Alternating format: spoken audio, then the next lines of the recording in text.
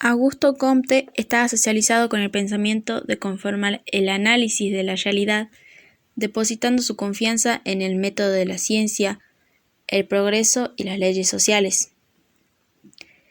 Caracterizó su idea en 3 estados: el teológico, metafísico y el positivo.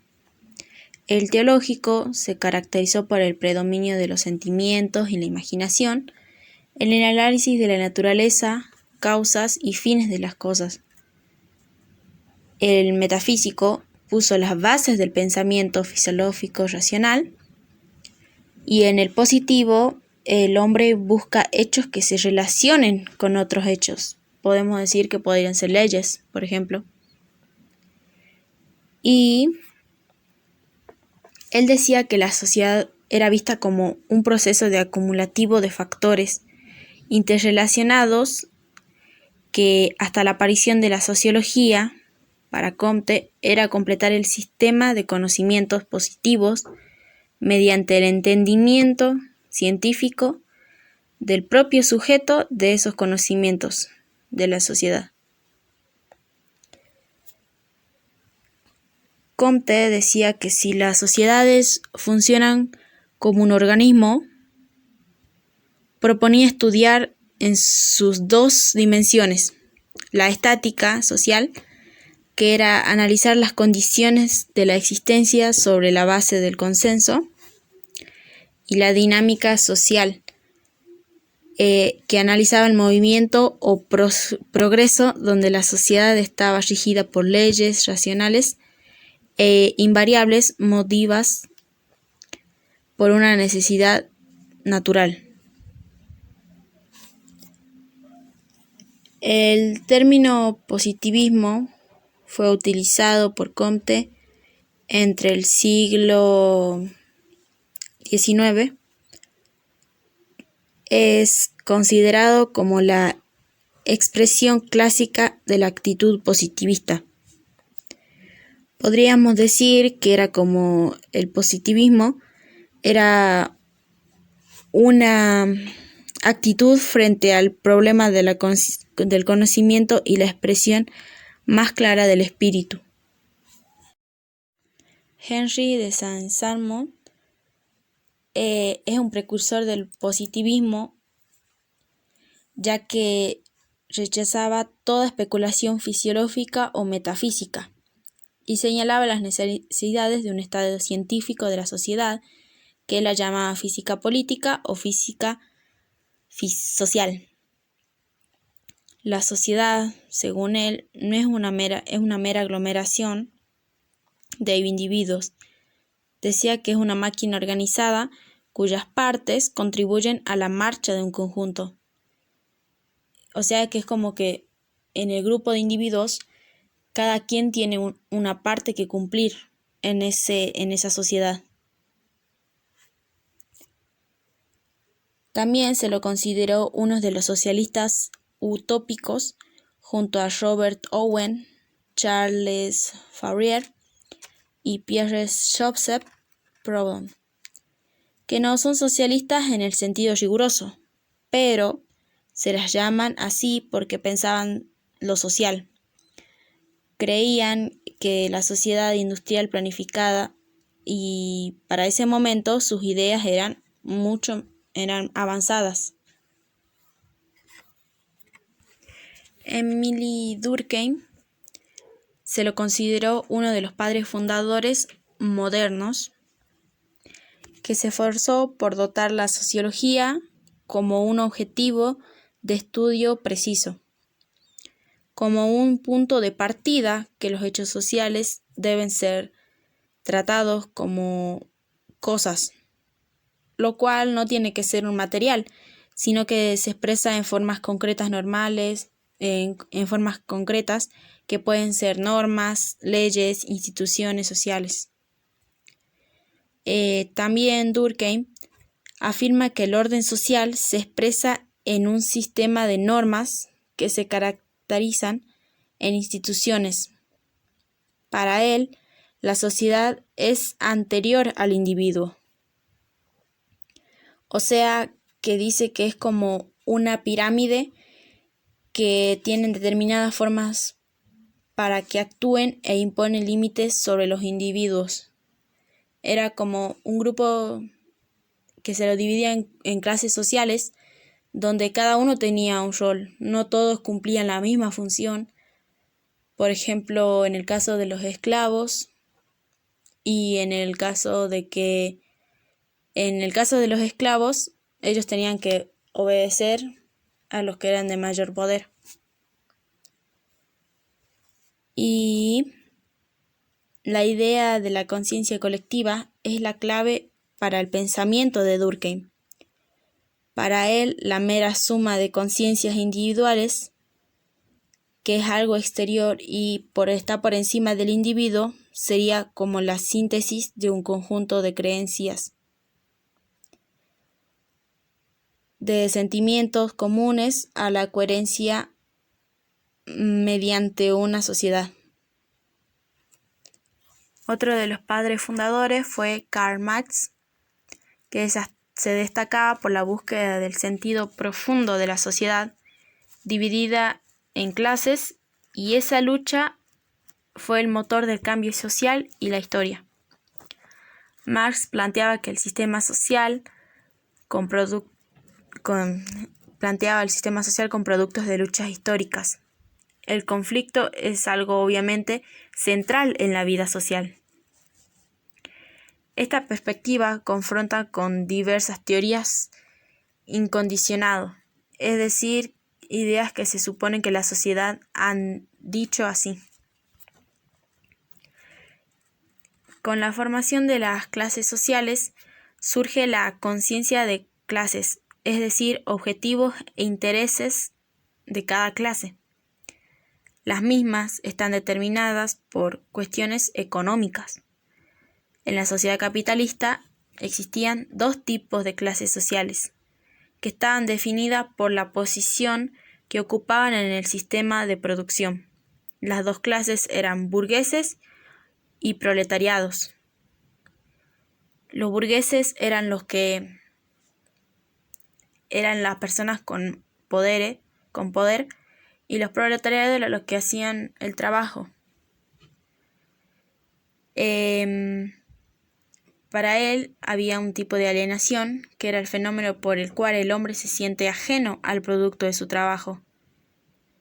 O sea, que significa que el obrero es un desdichado en su trabajo, donde crea un mundo de mercancías que no le pertenece a él, sino al capitalista.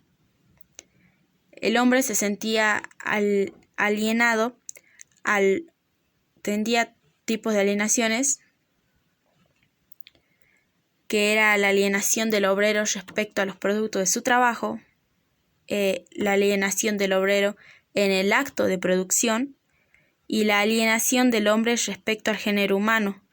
Es decir, por medio del trabajo y legado, el hombre se siente extraño. El hombre se nace extraño. Y al sentir eso, cuando nace extraño, siente otra alienación, que sería que destruye la naturaleza, que él siente que en medio de su trabajo él va destruyendo la naturaleza, y también que también entra en una competencia desleal, donde se siente que está en una competencia con sus demás compañeros de trabajo.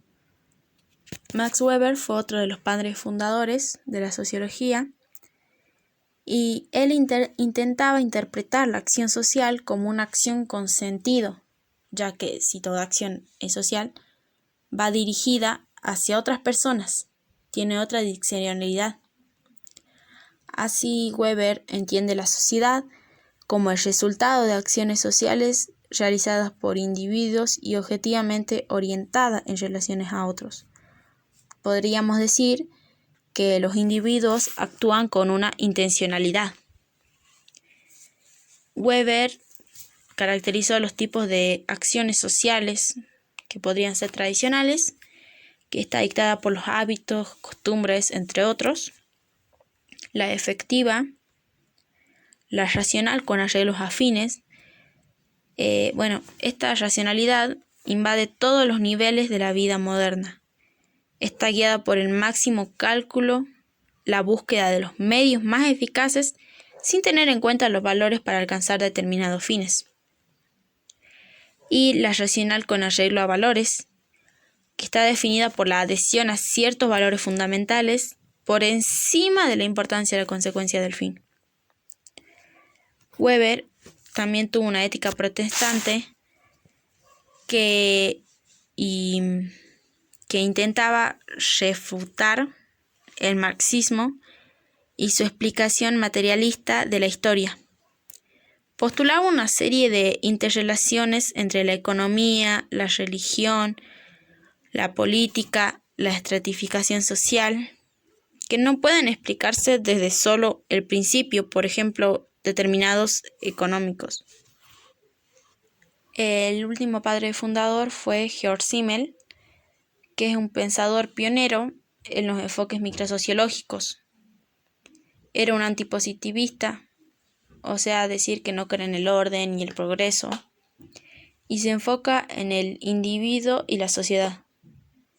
Él dice que la sociedad existe allí donde varios individuos entran en acción recíproca, es decir, pone evidentemente al individuo por encima de la sociedad. Las interrelaciones individuales están en el origen de la sociedad. El primer proceso es que el individuo afecta a la sociedad. O sea que sin individuo no hay sociedad.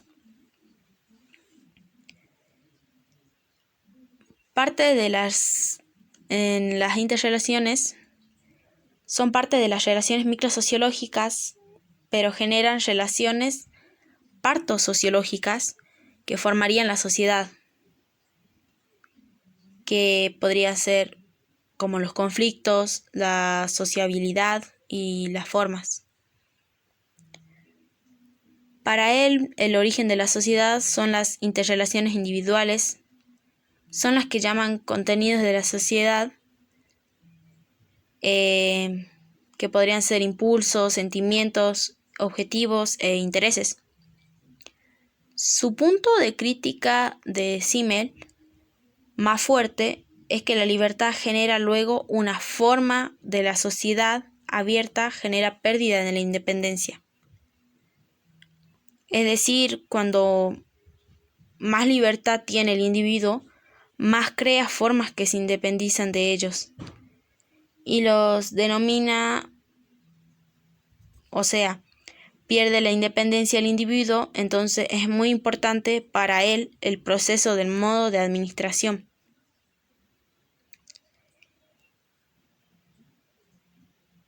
En las formas de la sociedad también sería la herencia histórica y la cultura externa, es lo que son las formas de la sociedad. De acá deriva el concepto de cultura objetiva.